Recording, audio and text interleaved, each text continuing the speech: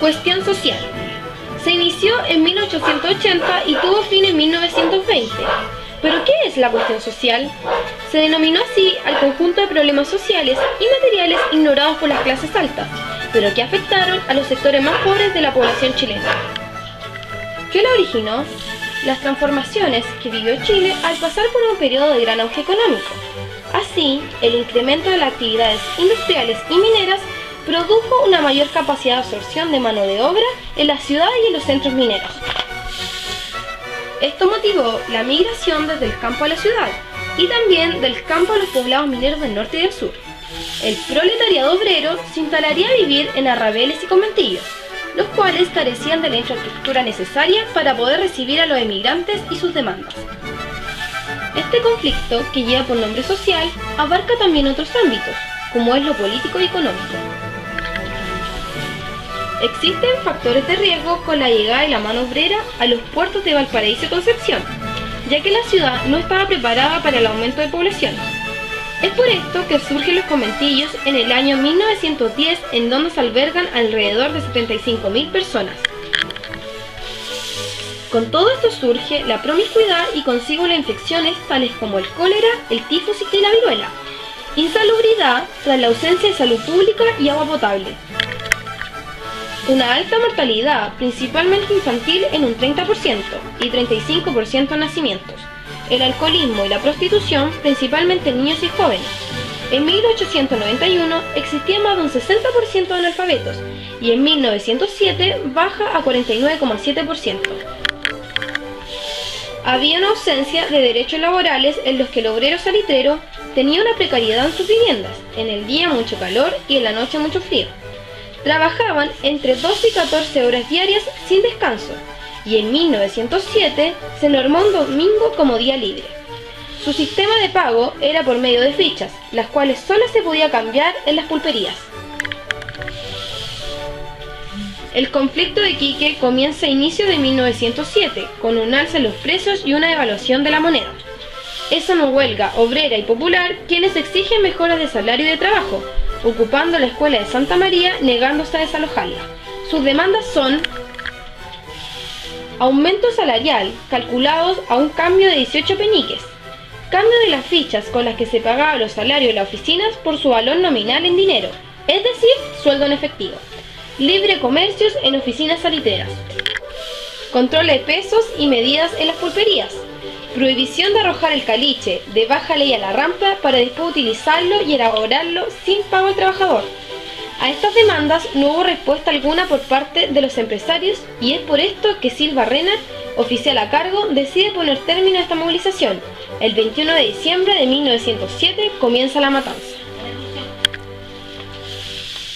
Esto da pie a que se inicien las organizaciones obreras, quienes tenían como objetivo mejorar las condiciones de vida que enfrentaban los trabajadores y sus familias. Es por esto que se les brinda beneficios educacionales, de salud y economía. A comienzos del siglo XX nacen los más comunales y las sociedades de resistencia.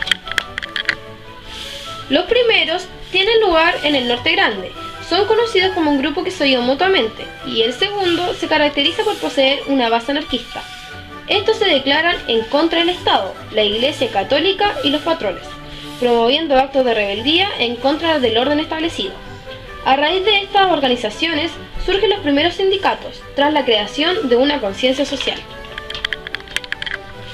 En 1912 se crea el POS, Partido Obrero Socialista, liderado por Luis Emilio Recabarren. En 1909 se crea la FOCH, Federación Obrera de Chile, en donde se organizan los ferroviarios que reclamaban por un injusto descuento a sus salarios, lo cual logra una victoria impensable. La economía chilena dependió de la minería salitrera. Es por esto que surge el movimiento migratorio del campo a la ciudad, que está avalado por el sistema de enganche. Las razones de los campesinos eran: mejorar su calidad y expectativa de vida, posibilidad de trabajo, mejoramiento de servicios públicos. Existen dos clases de campesinos: el inquilino, tenía derecho a casa, era un trabajador permanente y no recibía paga o era mínima. El peón, era una persona más bien nómada, que busca trabajo esporádico estacional a cambio de un sueldo. Las condiciones del campo eran precarias y no tenían las comodidades materiales. Entre 1894 y 1920 tuvo una decadencia debido a prolongadas ausencias de patrones. Un punto importante dentro de lo económico es la economía salitrera, ya que era muy demandada, pero sus ganancias no se concentraban en manos chilenas en un 100%. Los ingresos de estas se utilizan en expansión de servicios públicos, expansión del Estado y obras públicas.